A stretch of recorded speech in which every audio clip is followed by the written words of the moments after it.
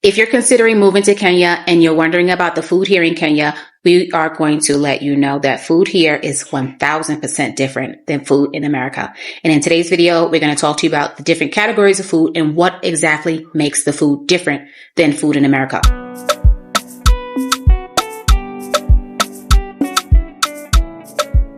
First, we're going to start off with meat.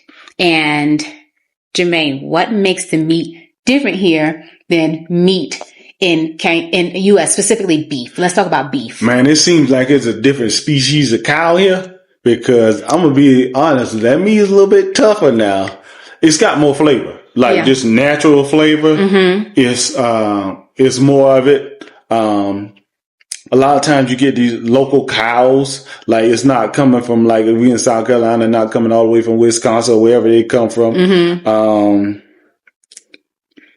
The tenderness, you're going to have to work, you're going to have to do some things to that and make that thing tender now. So the texture of the meat is very much different than the texture of the meat in the U.S., especially the beef.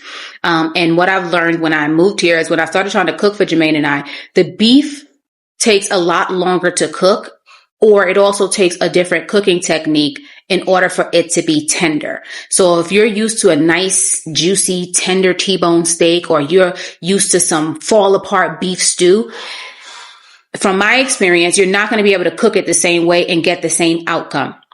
And so one of the things that Jermaine and I had to start doing was processing or cooking a lot of our beef in the oven, and that's been able to give it the tenderness. We were advised to soak the beef in some vinegar or like some soy sauce to kind of break down the fibers. We were told to use meat tenderizers. But living here, I want to, be as minimally processed as possible on the meat.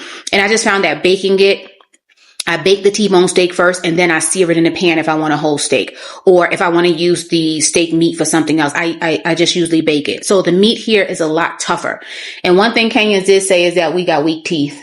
Maybe because I'm about to break my teeth off and something like we don't pound that thing out and cook it forever. Yeah, it's different. Well, I guess our teeth don't get those muscles you got. No, and your gums, because the meat is so tough, it's going up in between your teeth. Yeah. And I don't care if I'm eating bougie on the side of the road at a shop that we stop at with friends, or I'm eating some beef from the grocery store. It's just tougher than it is in the U.S. It's going to be tasty now, but you're going to have to do some.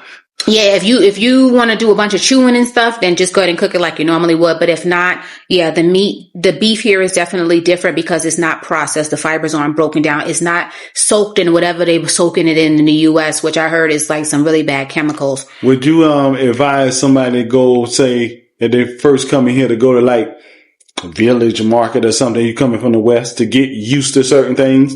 Yeah. And then work your way around to like Westgate. I heard Karen's got a lot of international stuff. I hadn't been there because it's too far. Mm-hmm. I'm trying to think of not Yaya Center. What's the name of the Junction mall? Junction Mall. Or Two Rivers. No, Junction. Okay. I think if you're going to come, I think Village Market and Junction Mall, from where I've been to, they kind of get you acclimated to being here in certain things, like the meats and things like that. Yeah, because here in Kenya, a lot of people shop daily. So they just go outside of their homes, and then they go out to the road, and there's butchers selling beef that has been slaughtered that day. But sometimes the meat is not on ice. So that's something that we're not accustomed to in the U.S., just seeing the meat out there just hanging or being processed, and it's not on ice. So that's something that might take you by surprise. And I also see that in the grocery stores as well. So that's something to think about. Also, if you've not been in a slaughterhouse before, even going to the grocery stores can be a little bit jarring, because even sometimes when I go to certain Carrefours, I'll just see all the meat just laying out on the table. And they're chopping it, but it's not on ice. And I don't know how long you're supposed to leave the cow out there before it starts to get bacteria and all of that. We hadn't got sick yet. No, we hadn't got sick, but also even the scent of the meat, it can be off-putting sometimes, because this is an animal. The animal's dead. All its innards are everywhere. So these are some of the things you got to think about. This is when we say farm to table, we mean farm to table, even with the butchering. I would say this now. If you come in here too, it's going to be some things that you're going to have to get used to. especially with these cows. Now, y'all can, especially Kenyans, you can tell me in the comment what happens to these cows. But if you go to the other side of town, like you might see some cows grazing around some trash. Like, and I mean, almost like you're at a dump site. They be on the road.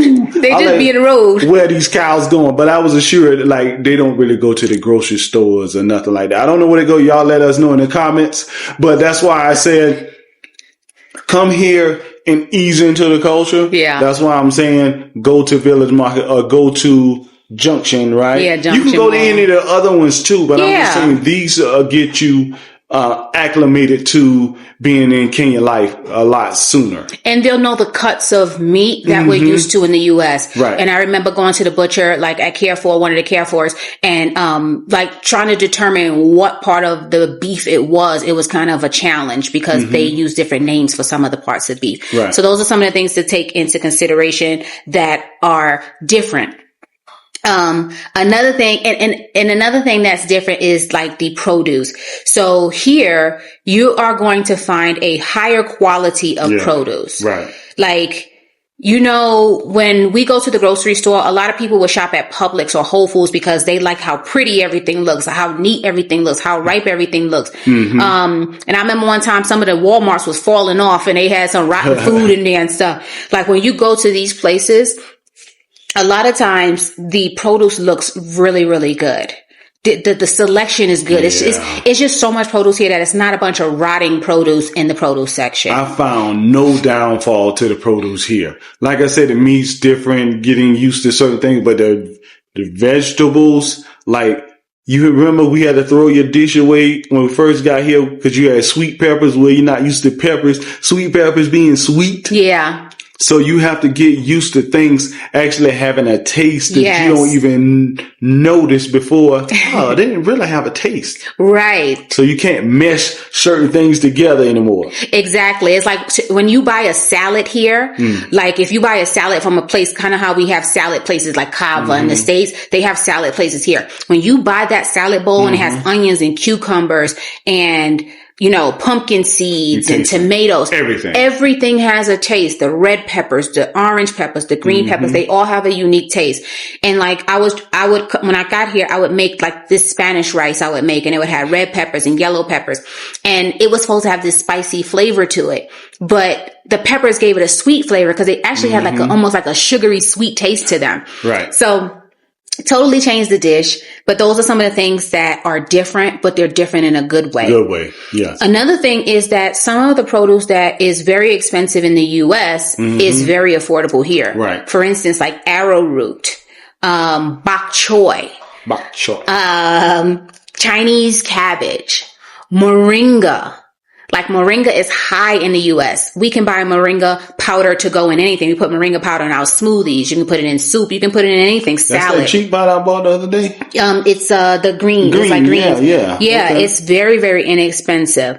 Avocado is another thing that's very inexpensive. If you love avocado toast, there's a variety of avocado here. There's Hass avocado. There's the local Kenyan avocado, which kind of looks like Floridian avocado. It's like kind of more bigger and elongated and green. I just ordered something with avocado in it. Yeah? Yeah, I think my wrap just come in, got avocado in it. Got the guacamole in there? Or it's just avocado? I don't know. It's, guacamole is made out of avocado. So but what onions in it? I'd say no. Yours is just scarlet. Just avocado. No bentengu. So the produce here is 1,000 times more flavorful than the produce in the States. If you're used to eating cucumber in the States or tomatoes or peppers, you're going to be in for a pleasant surprise when you start eating those things here in Kenya. Bread. Let's talk about bread. I always wonder in the States, why when you take things out of the bread, it's cheaper. Yeah. Like if you just leave the bread alone, wouldn't that be cheaper if you don't have to do anything to it? Kenya is more common sense in that way. Okay, everything you go in the store is just wheat bread. Whatever other little things they add to it. But for the most part, it's wheat bread. It's not white bread. Yeah. At all. Like, I don't know. Like, I grew up on white bread. I didn't even know it was bad for you. Like, I didn't know it was just like what is wheat bread? But I'm not gonna lie, the first time I had wheat bread, I loved it. First I got honey wheat. Oh yeah, that's how you work your way into wheat. Yeah, I was a kid, but then I got wheat. I like wheat better than white bread, to be honest with you. So yeah, it's a more common sense thing here. Yeah, and the wheat bread is good. I bought a small thing of wheat bread yesterday, right? A little pack. It was like 69 shillings. It was less than 50 cents. Yes. It's like a 3/4 of a loaf of bread. Yeah. Now, I don't know how much wheat bread costs in the States anymore. It's been 2 years since I bought it. So I don't think it's 50 cents. And even their whole wheat bagels. They have these whole wheat bagels and they sprinkle pumpkin seeds and sesame seeds and chia seeds. It's all baked in on top of them. Ooh, we ain't did that in a while. Yeah, we haven't had those in a while. Because we weren't eating them fast enough and they were rotting. So that's another thing. You might buy a 6-pack of bagels, but you have to like eat those bagels every day because after 2 days, it's dead. They have mold on them. So the bagels here, everything is just like whole grain, whole wheat. It's easier to obtain, easy on your digestive system, and it's actually cheaper. The next thing that is 1,000% different in Kenya is going to be cheese. So for one, cheese is more expensive, and just dairy dairy in general is a little bit more expensive, like the butter to me. And the milk, how you buy it? Oh, the milk comes in these pouches. It's not like our milk, like used to come in the plastic container. Now you can get milk in a plastic container, but I just bought what my Kenyan friends bought, and it's like in a pouch. You cut the thing off and then you got to pour it in something if you're not using it all. And even that one, it used to rot after 2 days, but now I've learned how to store it so that it doesn't rot after 2 days. Okay. I just put it in an airtight container and it hasn't done bad. I was scared of it at first. I ain't gonna lie. I was too, because anything that came in the package in the States, I was like, this is GMO. Not milk? But listen, the eggs, that's another thing. Yeah. Eggs are on the shelf here, just like in Honduras. And I think Mexico too. Yeah. So the U.S. is the one that pasteurizes the eggs and then they have to be refrigerated.